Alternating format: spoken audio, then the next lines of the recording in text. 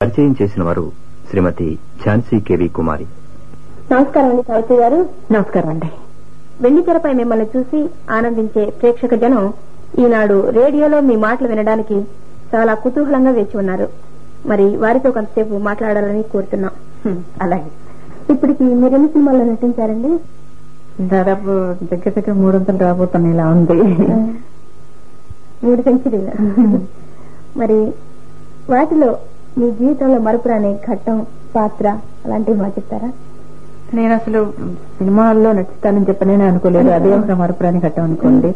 తీరా నేనుగా అడగలేదు, నాకు సినిమా ఛాన్స్ కావాలని చెప్పని నేను కూడా రాలేదు. వాళ్ళందరూ వాళ్ళే నన్ను ఈ వేషాన్ని బాగుంటుంది అమ్మాయి అని చెప్పని తీసుకొచ్చి నేను నటించడం చేత కాదు అని చెప్పి నన్ను తెలుసుకొచ్చినప్పుడు మాత్రం నేను చాలా బాధపడ్డాను.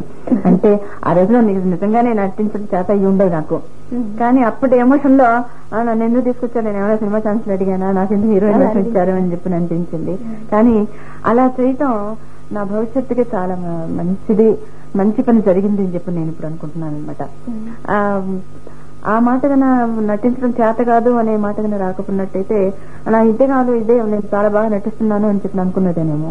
కానీ నాలో పట్టుదల ఒకటి పెరిగించండి, నేను బాగా నటించాలి, మంచి నటిని కావాలి అని చెప్పాను. అదే నేను ఎప్పుడు కూడా మరవలేని సంఘటన. అట్లాగే పిక్చర్ లో చేస్తూ ఉంటాము కొన్ని క్యారెక్టర్స్. మేము అనుకున్న క్యారెక్టర్స్ మాకు ఒక్కసారి దొరకవు. అలా నా క్యారెక్టర్ కావాలి, ఆ వేషం చేస్తే బాగుంటుంది అని చెప్పి అనుకుంటాం. కానీ ఇంకెవరికన్నా లభిస్తుంది ఆ వేషం. అనుకోని వేషాలు కొన్ని లభిస్తూ ఉంటాయి. ఎగ్జాంపుల్ దేవదాసులో పార్వతి వేషం వేస్తానని చెప్పి నేను కల్లో కూడా అనుకోలేదు అసలు. అలాగే కొన్ని క్యారెక్టర్స్ మేము పిక్చర్ లో పనిచేసేటప్పుడు ఒకసారి సినిమాలో ఏ డైలాగ్స్ అయితే చెప్పామో ఆ ఘట్టాలే ఒక్కొక్కసారి ఇళ్లలో కూడా జరుగుతూ ఉంటాయి. దేవదాసులో పార్వతి వేషం వేస్తానని చెప్పి నేను కల్లో కూడా అనుకోలేదు అసలు. మరి పార్వతి ఒక్కటేనా, ఇంకా ఏమన్నా ఉన్నాయా? చాలా వేషాలు ఉన్నాయండి. పార్వతి, రక్త సంబంధం రాధ క్యారెక్టర్ ఒకటి, తర్వాత తోడుకోడళ్ళు, మాయాబజారు, దొంగరాముడు, చాలా పిక్చర్లు ఉన్నాయి. నేను చెప్పండి మర్చిపోలేనివి ఈ క్యారెక్టర్స్ అని నేను మర్చిపోలేని క్యారెక్టర్స్, మంచి క్యారెక్టర్స్.